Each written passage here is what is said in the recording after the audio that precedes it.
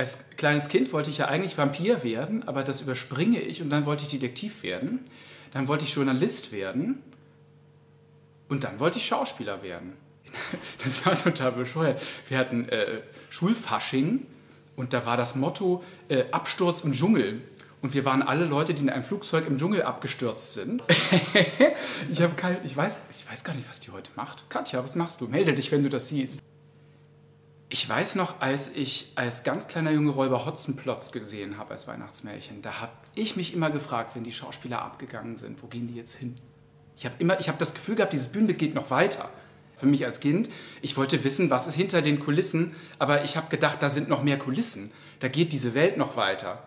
Was ich an der Feuerwehr geil fand, war halt auch dieses, wenn alle schlafen, aber es regnet und bei Leuten läuft der Keller voll oder es fällt ein Baum aufs Haus und so. Wenn andere Leute völlig verzweifelt nachts um 3 in ihrem vollgelaufenen Keller stehen, bist du halt der Nachbar, der kommt und den wieder leer pumpt.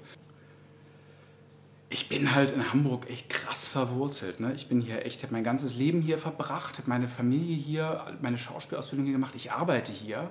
Als Plattdeutscher bist du in München jetzt halt, hast du nicht so eine Marktlücke. Irgendwie. Obwohl ich trotzdem total Bock hätte, grundsätzlich mal ein Jahr nach Berlin zu gehen. Oder ein Jahr nach Wien, weil das geile Städte sind. Ne? Ich finde, Schauspiel ist Schauspiel. Und ich finde, egal ob du auf der Bühne spielst oder vor der Kamera und ob du Dantons Tod spielst oder Frau Holle, Musical oder Sprechtheater, im Kern ist es das Gleiche.